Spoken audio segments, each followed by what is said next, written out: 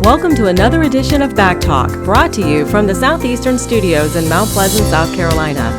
Each episode, you'll hear from board-certified physicians as they explore the latest in medical procedures that are now helping get more and more people out of pain and back to their active lives. Well, how's it going?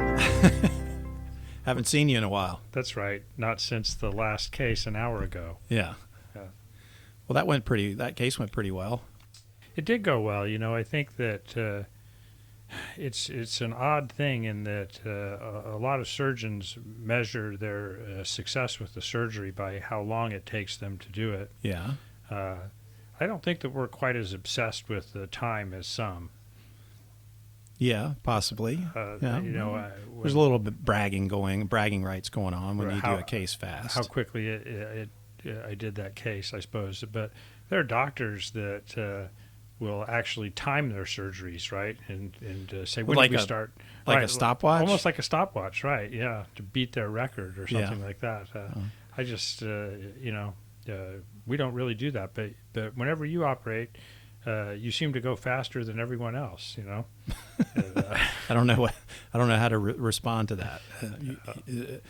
I try to be in control. I think I'm in control. Oh, you're completely in control. I mean, you're like Sully in there, you know? What's the Denzel Washington's character's name in the that other movie where he's Flight?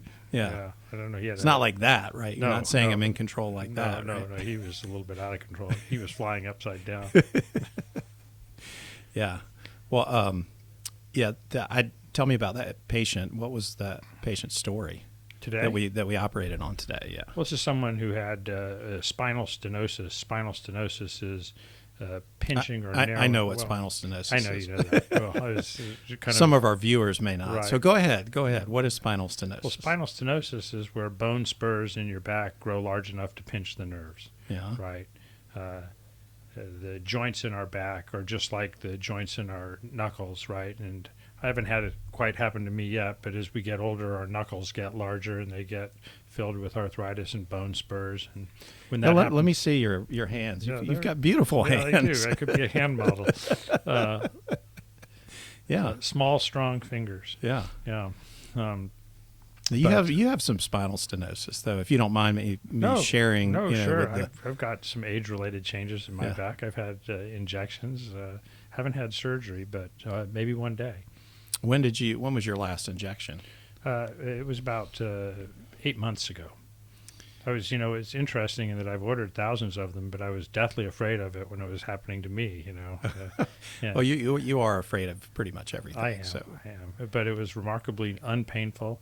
When people say, "Did you feel it?" I literally did not, and it helped me tremendously. It was what they call an epidural or a nerve block, and one of the anesthesiologists did it in the surgery center, and it's stunning how much relief I got from it. Yeah, people are always asking me when I suggest they get an injection. They're like, I don't want to do that. It's just a Band-Aid. But I have a little bit of a different theory, or at least a little bit of a different explanation for it. I do think that I tell people, and I believe this, that the injection sometimes can put your inflammation into remission, almost like, it's not a cancer treatment, obviously, but it's, kind of a way of explaining it. And I think it's actually true that the steroids, don't last more than, a couple of weeks in your system, if that. But if they get the inflammation under control and into remission, then sometimes it can last for years from an injection. So I do think that it can lead to some healing, if you will. Right. Well, when you have pinching of the nerves, especially in the low back, it can either be pinching from bone spurs, which is spinal stenosis, or it can be pinching from the softer structures, which are the discs, a herniated or ruptured disc. And I don't think a lot of people quite understand that if you herniate or rupture a disc and you're able to put up with it, that your body can actually absorb, or what we call resorb, the disc. And to me, that's one of the advantages of the steroids, is that it decreases your pain and allows your body to kind of take care of the problem.